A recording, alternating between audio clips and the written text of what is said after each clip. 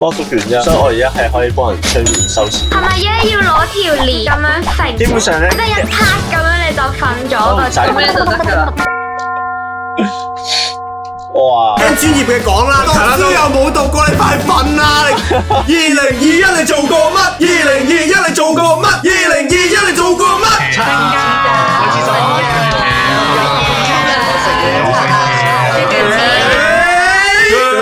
中卧室唔講唔得。你哋可以去玩，但係喺你玩之前，你一定要 work hard 咗先。老師都係咁講㗎啦。啱講啦。我聽到以為咩至理名言啊！你哋成間公司嘅人放工都真係會係咁去飲。佢好多人結婚。太 cheap 啦！哇！我今年都好大改變。我知轉咗髮型，佢髮型變咗好多。滄桑咗。唔係，第一我會改個髮型，點解會變成咁？1月去到5月，我仲返緊學，住緊康，過緊啲好糜爛嘅生活。3點鐘先起身落 canteen 食個 lunch，喺康撞到 Adeline。喂，你邊度食嘢？啱啱起身啫。咁5月我就 grad 咗，讀咗21年書，終於都畢業。好嘢！呢期嘅開始啊！啲 friend 又同我講：哎呀，我又多一個 offer 啦！是但啦，我就是但啦，係咁樣用嘅。拆咗幾次就揾到而家份工，暫時嚟講都仲未慣。因為太 regular 啲生活。髮型嗰方面就係因為我公司唔准過味。因為我要去移髮人，咁我嗰幾條 barcode 又唔係好 professional。professional 嘅樣係咩樣？試下揭開自己嗰個，你可能都會。打開窗簾。你俾個鋪樣大家。 pro 樣啊！呢個咩事啊？唔得，可以啊 Ivan 咁樣有啲似復活島嗰啲石像。咁公司有冇要求你要改埋英文名？係咩問題啊？點解要改啊？我都未俾人叫改其實我喺公司自我介紹，Hello，我係 Tanya。British accent。咁奇怪。我覺得我自己唔係好 pro，即係我真係驚我唔識做啲嘢。新同事唔係有待遇嘅咩？我唔識點做啊！我唔明點解 Ivan 問唔識點做揈膊頭。做咩要咁考？因為佢係你同事咯。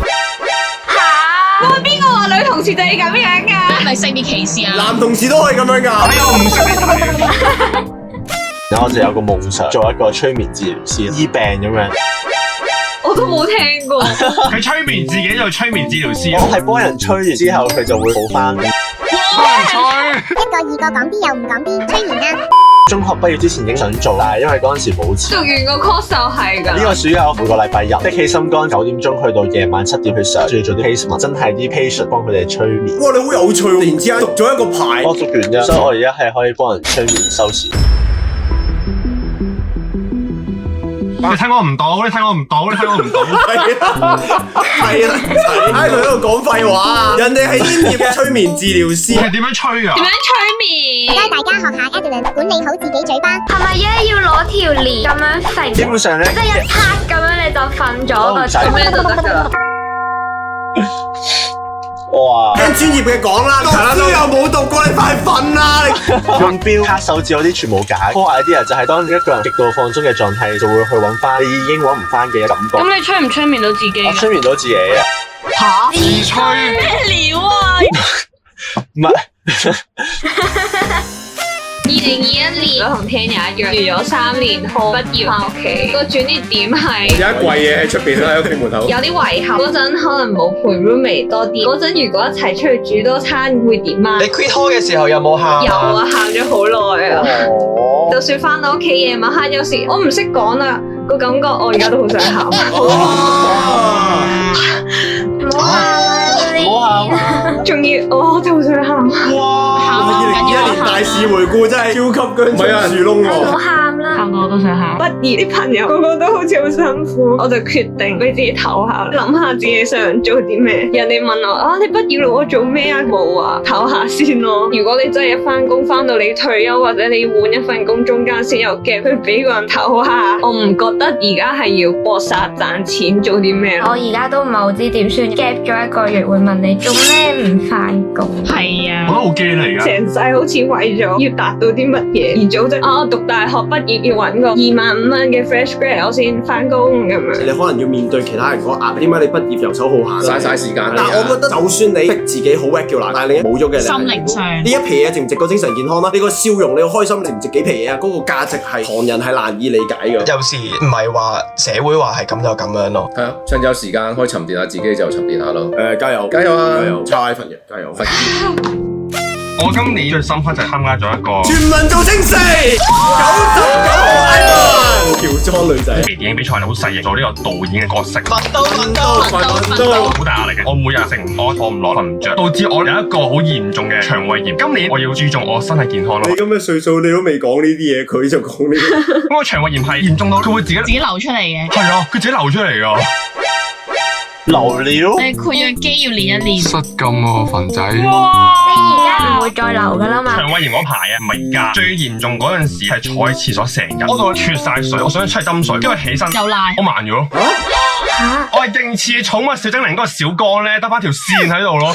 係咪因為你隻眼？係咪眼細唔啊？係啊，我瞓咗喺廁所度5分鐘，我個頭係對住個馬桶，跟住病完之後啦，再去拍嗰條片。即使係咁大壓力，但係我覺得係好 enjoy 個 moment，好堅信自己。大個係想做警視類嘅工作。你有冇翻嬲過？係咪因為個壓力令到你有腸胃炎啊？定係單純係即係單純因為有問題？應該係壓力太大，體魄力差咗。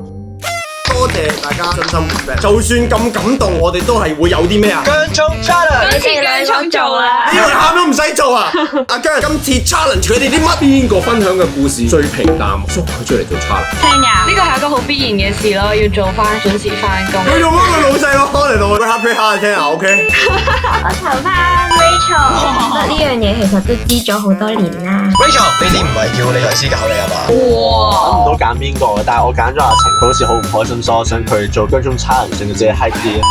佢個人本身已經係好啱做呢啲，挑戰唔大咯。我投自己嘅。哇！偉大！你有咗妹豬之後，你真係冇愛爆棚啊！大家嘅故事係一個人生嘅轉捩點，自己真係平淡少少，咁我投自己。點指冰冰咧，我揀出嚟嘅。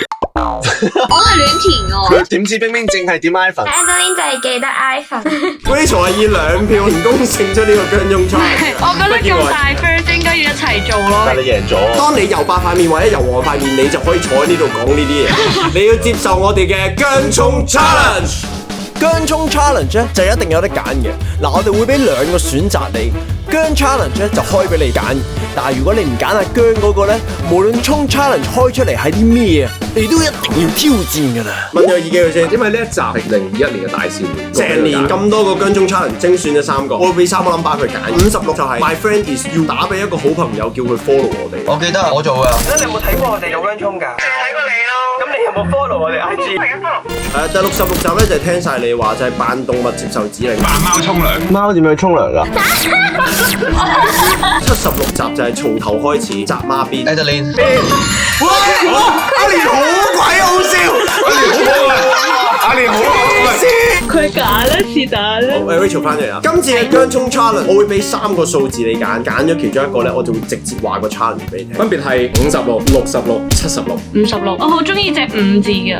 2021年姜葱 WhatsApp 嘅大事回顧，所以我哋會揀翻過往精選3個。第56集就係 My friend is you 童年朋友篇，打俾一個好朋友，叫佢 follow 我哋。我而家打到，聽唔聽到？喂，我做緊咩啊？我 follow 有姜葱個 IG 啊。你咁樣單刀直入嘅？係咩？拜拜。哇，完咗啊！佢 OK 咗。佢啲咪 friend 咯。Rachel 做完個 challenge 好嘢！好啦，我哋姜葱 WhatsApp 都叫大事回顧咗，將結尾呢個波掉俾 Rachel 先，掉。好，拜拜，我哋下次再見。大家中意嘅話，記得喺下邊 comment、like、